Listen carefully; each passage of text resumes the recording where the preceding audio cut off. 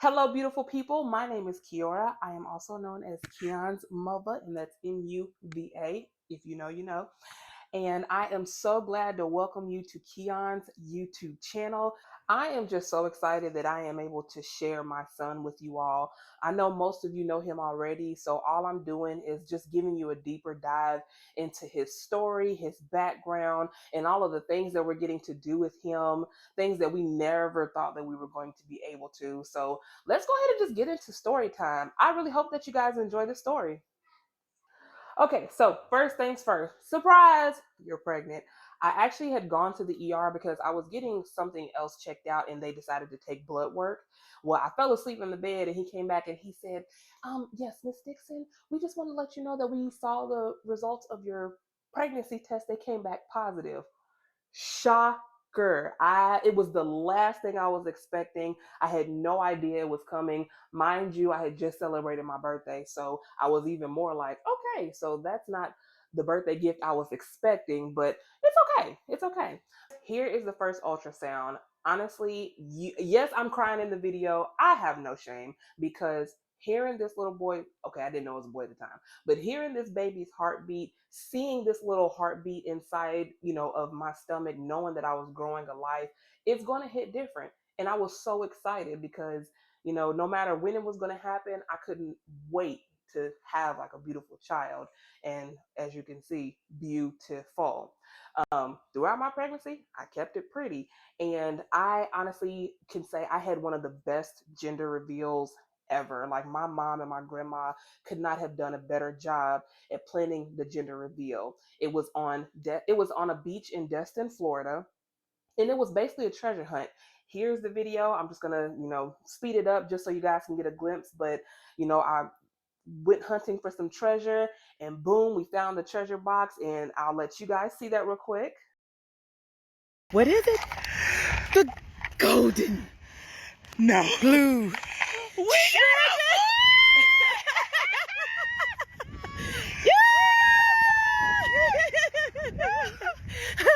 So as you can see, yes, when I found out it was a boy, I was excited because I wanted nothing more than a little boy. Because what are we gonna do with two Kiors running around? I don't know. No ma'am. No ma'am.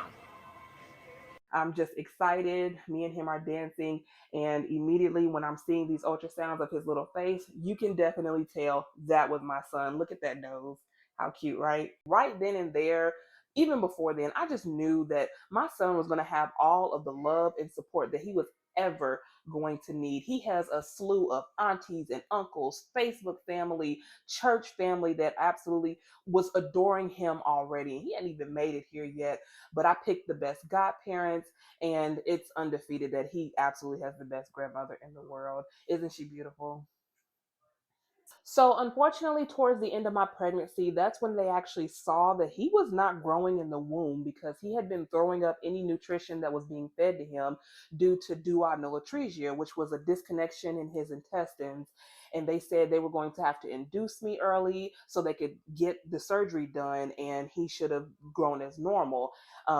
I was a little worried, but honestly, the doctors, they reassured me it's a surgery that's been done many a times, nothing to worry about. And I actually ended up in the hospital a week prior to the induction because I developed preeclampsia, huge feet, high blood pressure, and thankful to God, they gave me all the medicines I needed to get through it.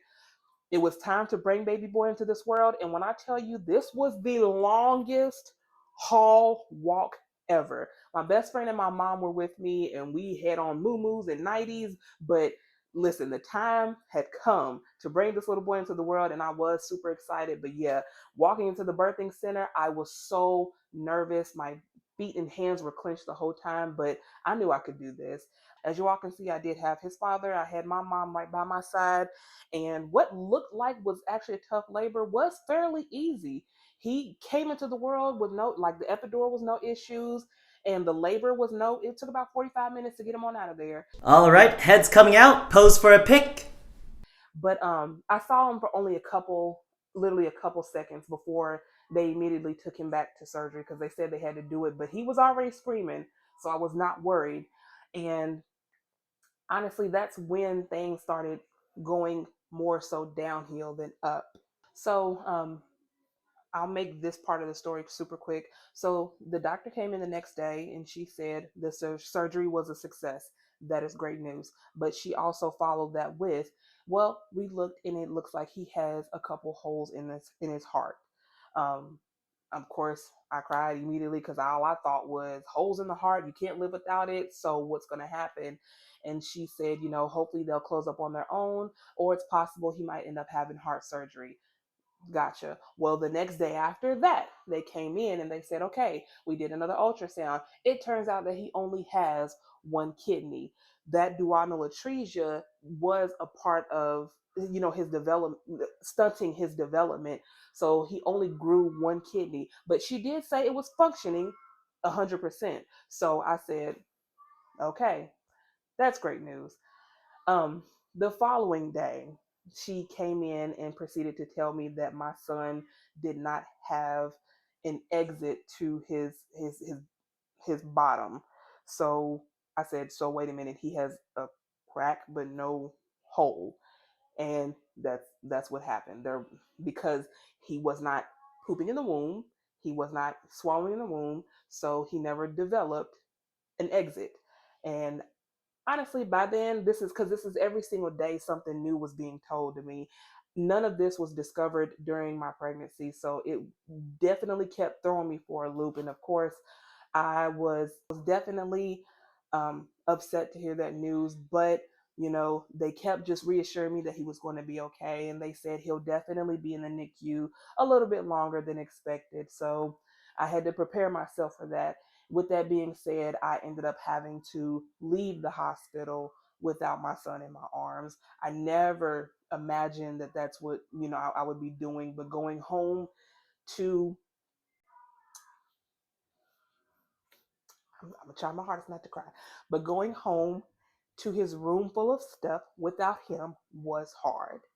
Now, that didn't stop anything. They did have a monitor while he was in the PICU. So when I was at home trying to just, get some rest from the delivery and everything, I was watching that monitor daily because I had to pump. So every single time, even if it was 3, 4, 5 in the morning, I was stalking my baby, and he was just getting cuter and cuter with every passing day. But eventually time came where I was able to hold him for the first time.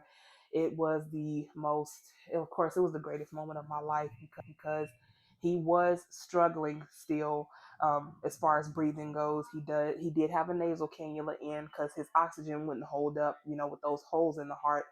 But I mean, right then and there, I knew that my baby was going to be one of the strongest people I probably would have ever met in my life. And of course, after me holding him, his obsessing grandparents, it's almost like I didn't have a chance. This is his favorite person. Everybody already knows that when it comes to Pop Pop, that's his best friend. I can never break them up. And as you can see, like the bond between them two was just, from the start, instant and beautiful. So, shout out to Pop Pop. So, chapter 2, we're going to try our baby off of the oxygen because they did want to see how he would be able to hold without extra support. So, they pulled it out, and my baby held for 24 hours. You go, boy. But I mean, as you see quickly, he did have to go back on it because he began to desat, which he could turn purple and he would start breathing really fast, like really, really fast. So they put him back on the oxygen. However, we still wanted to try things, so we also were trying feeding him. And unfortunately, easily he was getting choked up because he couldn't really breathe the best. So there he is, just adorable as ever. It was definitely nice to be able to still spend holidays with him. And of course, as New Year's approached, that's when they realized that the holes in the heart were not closing on their own. So that's when they gave us the news that they were going to be doing an open heart surgery on him. Right, right. Mm, mm. They were going to do it like right after New Year's Day. So he was only going to be 2 months old. He was still only 4 pounds, but they were going to have to open up his chest and close those holes so he could breathe normally. But as nerve-wracking as the news was, we still trusted in God, and we had the support of my family, Facebook family, church family. We had so many prayers. They sent me clothes, they sent me food. I didn't have to worry about anything while I was in the hospital. And I just want to take a moment to thank you all wholeheartedly for that, because I really do not know how far I could have made it mentally without the support of my wonderful parents, my grandmother, my close friends and family, and again, my church and Facebook family. So I definitely wanted to take a moment to shout you all out. Y'all are amazing. Mwah. Um, but anywho, so the day came for his heart surgery, and when I tell you, me and my family were in an uproar. We were just like, oh gosh, we're just not prepared for this, because of course it's open heart surgery. You just never know what could happen on a table with a surgery of that magnitude. And, he did, I mean, as you can see, he made it through the surgery, but at the time, we were just all just emotionally up in arms, just waiting for it to be over, because it took a few hours. And they came in there and they said, "Are you ready to see your baby boy?" Listen, my mom and my granny said all they saw was the bottom of my feet, because I flew into that room. And even then, to go in there, and this is what I see, even though I knew he was strong, it's just not the best feeling to see such a precious soul hooked up to all these wires and a breathing machine, and just hearing bells and whistles going off, because a couple of days later he started experiencing seizures. So you can see the picture here where he's hooked up to a machine, because they were trying to determine, was this a seizure that he's experiencing? When I tell y'all his facial expression, I remember I was looking at him. He was up from his heart surgery, and I was excited, but I was like looking at him, and he was smiling, and all of a sudden his facial expression just went completely blank. It went completely blank. His heart rate shot up to like 200-300. I'm sorry, I'm trying so hard not to cry. It shot up to like 200-300. His oxygen dropped to like 40. And I was just asking them when the world was going on, and that's when they came back and told me that they determined that it was seizures. It happened multiple times. I remember one night I was sleeping, and they had him hooked up to the monitor, the EEG monitor, and I heard all those bells going off, and I heard them rushing in, because I was in their sleep, but I heard them rushing in.